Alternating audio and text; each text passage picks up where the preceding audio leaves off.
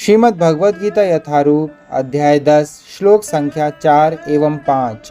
बुद्धिर्ज्ञानमसम्मोह क्षमा सत्यम दमः शमः सुखम दुखम भवो भावो भयं च अभयमेव च अहिंसा समततुष्टिस्तपोदानं यशो यशः भवन्ति भावभूतानां मत्त एव पृथक्विदः।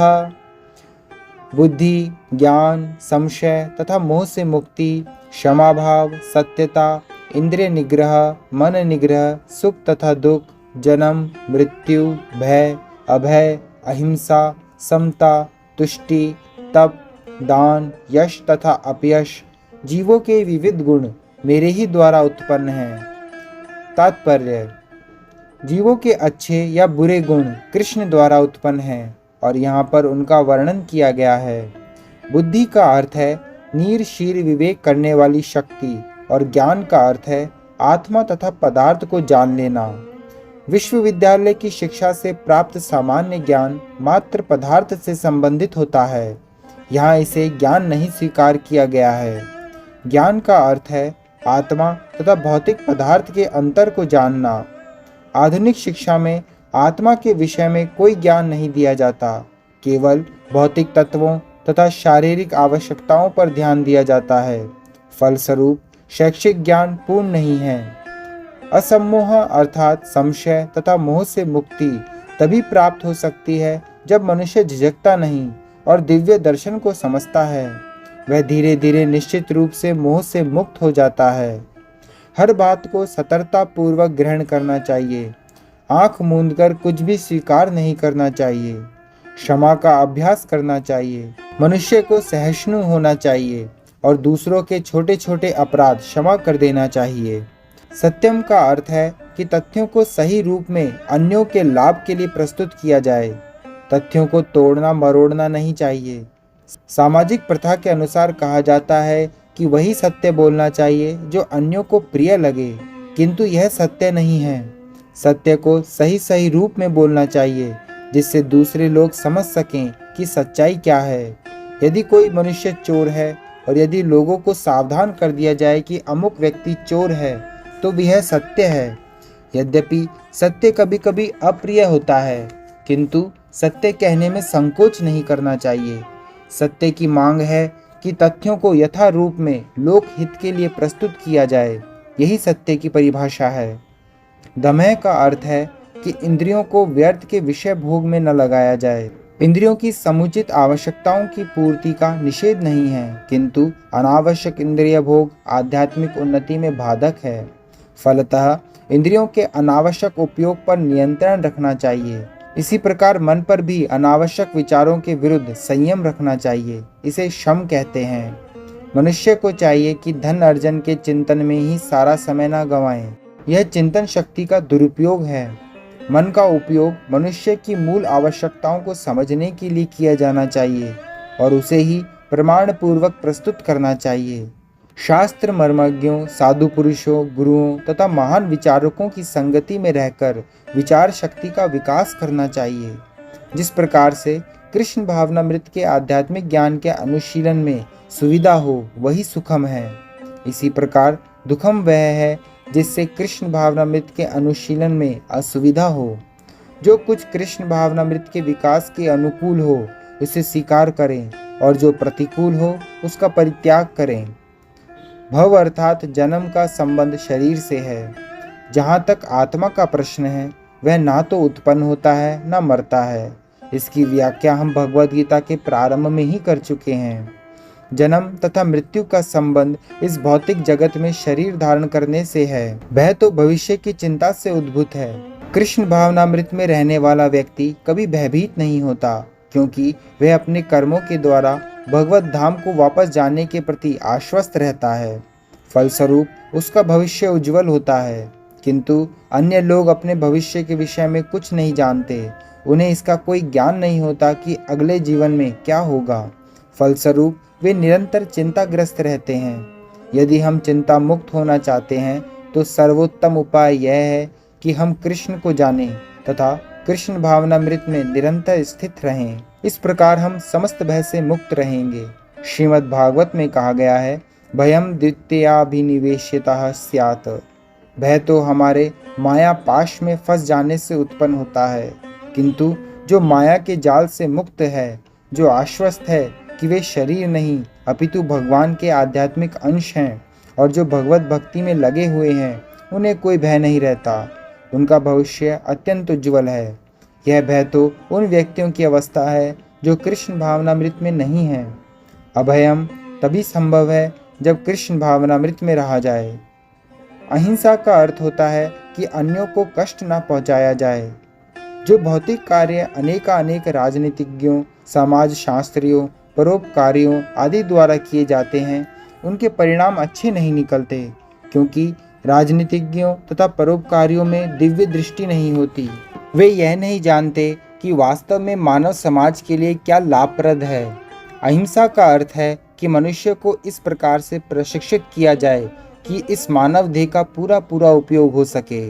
मानव देह आत्म साक्षात्कार के हेतु मिला है, अतः ऐसी कोई संस्था या संघ जिससे उद्देश्य की पूर्ति में प्रोत्साहन न हो, मानव देह के प्रति हिंसा करने वाला है। जिससे मनुष्य के भावी आध्यात्मिक सुख में वृद्धि हो, वही अहिंसा है। समता से राग द्वेष से मुक्ति द्योतित होती है। ना तो अत्यधिक राग अच्छा होता है और ना अत्यधिक द्वेष ही। इस भौतिक जगत को राग द्वेष से रहित होकर स्वीकार करना चाहिए। जो कुछ कृष्ण भावनामृत को संपन्न करने में अनुकूल हो उसे ग्रहण करें और जो प्रतिकूल हो उसका त्याग कर दें, यही समता है। कृष्ण भावनामृत युक्त व्यक्ति को ना तो कुछ ग्रहण करना होता है न त्याग करना होता है। उसे तो कृष्ण भावनामृत संपन्न करने में उसकी उपयोगिता से प्रयोजन रहता है। तुष्टि का अर्थ है कि मनुष्य को चाहिए कि अनावश्यक कार्य करके अधिकाधिक वस्तुएं एकत्र करने के लिए उत्सुक ना रहे। उसे तो ईश्वर की कृपा से जो प्राप्त हो जाए उसी से प्रसन्न रहना चाहिए, यही तुष्टि है। तपस का अर्थ है तपस्या। तपस के अंतर्गत वेदों में वर्णित अनेक विधि विधानों का पालन करना होता है, यथा प्रातःकाल उठना और स्नान करना। कभी कभी प्रातःकाल उठना अति कष्टकारक होता है, किंतु इस प्रकार स्वेच्छा से जो भी कष्ट सहे जाते हैं वे तपस या तपस्या कहलाते हैं। इसी प्रकार मास के कुछ विशेष दिनों में उपवास रखने का भी विधान है। हो सकता है कि इन उपवासों को करने की इच्छा ना हो, किंतु कृष्ण भावनामृत के विज्ञान में प्रगति करने के संकल्प के कारण उसे ऐसे शारीरिक कष्ट उठाने होते हैं, किंतु उसे व्यर्थ ही अथवा वैदिक आदेशों के प्रतिकूल उपवास करने की आवश्यकता नहीं है। उसे किसी राजनीतिज्ञ उद्देश्य से उपवास नहीं करना चाहिए। भगवत गीता में इसे तामसी उपवास कहा गया है तथा किसी भी ऐसे कार्य से जो तमोगुण या रजोगुण में किया जाता है आध्यात्मिक उन्नति नहीं होती, किंतु सतोगुण में रहकर जो भी कार्य किया जाता है वह समुन्नत बनाने वाला है। अतः वैदिक आदेशों के अनुसार किया गया उपवास आध्यात्मिक ज्ञान को समुन्नत बनाता है। जहाँ तक दान का संबंध है, मनुष्य को चाहिए कि अपनी आय का 50% किसी शुभ कार्य में लगाए। और यह शुभ कार्य है क्या?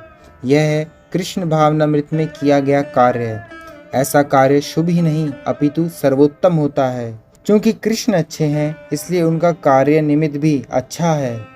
अतः दान उसे दिया जाए जो कृष्ण भावनामृत में लगा हो। वेदों के अनुसार ब्राह्मणों को दान दिया जाना चाहिए। यह प्रथा आज भी चालू है। यद्यपि इसका स्वरूप वह नहीं है जैसा कि वेदों का उपदेश है, फिर भी आदेश यही है कि दान ब्राह्मणों को दिया जाए। वह क्यों? क्योंकि वे आध्यात्मिक ज्ञान के अनुशीलन में लगे रहते हैं। ब्राह्मण से यह आशा की जाती है कि वह सारा जीवन ब्रह्म जिज्ञासा में लगा दे। ब्रह्म जानाति इति ब्राह्मणः, जो ब्रह्म को जाने वही ब्राह्मण है। इसलिए दान ब्राह्मणों को दिया जाता है क्योंकि वे सदैव आध्यात्मिक कार्य में रत रहते हैं और उन्हें जीविका उपार्जन के लिए समय नहीं मिल पाता। वैदिक साहित्य में सन्यासियों को भी दान दिए जाने का आदेश है। सन्यासी द्वार द्वार जाकर भिक्षा मांगते हैं। वे धनार्जन के लिए नहीं अपितु प्रचारार्थ ऐसा करते हैं। वे द्वार द्वार जाकर गृहस्थों को अज्ञान की निद्रा से जगाते हैं, क्योंकि गृहस्थ गृह कार्यों में व्यस्त रहने के कारण अपने जीवन के वास्तविक उद्देश्य को, कृष्ण भावनामृत जगाने को भूले रहते हैं। अतः यह सन्यासियों का कर्तव्य है कि वे भिखारी बनकर गृहस्थों के पास जाएं और कृष्ण भावनामृत होने के लिए उन्हें प्रेरित करें। वेदों का कथन है कि मनुष्य जागे और मानव जीवन में जो प्राप्त करना है उसे प्राप्त करे। सन्यासियों द्वारा यह ज्ञान तथा विधि वितरित की जाती है। अतः सन्यासी को ब्राह्मणों को तथा इसी प्रकार के उत्तम कार्यों के लिए दान देना चाहिए, किसी सनक के कारण नहीं। यशस भगवान चैतन्य के अनुसार होना चाहिए। उनका कथन है कि मनुष्य तभी प्रसिद्धि प्राप्त करता है जब वह महान भक्त के रूप में जाना जाता हो। यही वास्तविक यश है। यदि कोई कृष्ण भावनामृत में महान बनता है और विख्यात होता है तो वही वास्तव में प्रसिद्धि है। जिसे ऐसा यश प्राप्त ना हो वह अप्रसिद्ध है।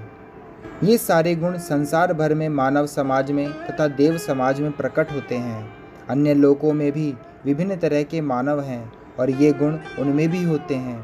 तो जो व्यक्ति कृष्ण भावनामृत में प्रगति करना चाहता है उसमें कृष्ण ये सारे गुण उत्पन्न कर देते हैं, किंतु मनुष्य को तो इन्हें अपने अंतर में विकसित करना होता है। जो व्यक्ति भगवान की सेवा में लग जाता है वह भगवान की योजना के अनुसार इन सारे गुणों को विकसित कर लेता है। हम जो कुछ भी अच्छा या बुरा देखते हैं उसका मूल श्री कृष्ण है। इस संसार में कोई भी ऐसी वस्तु नहीं जो कृष्ण में स्थित ना हो। यही ज्ञान है। यद्यपि हम जानते हैं कि वस्तुएं भिन्न रूप से स्थित हैं, किंतु हमें यह अनुभव करना चाहिए कि सारी वस्तुएं कृष्ण से ही उत्पन्न हैं। हरे कृष्ण।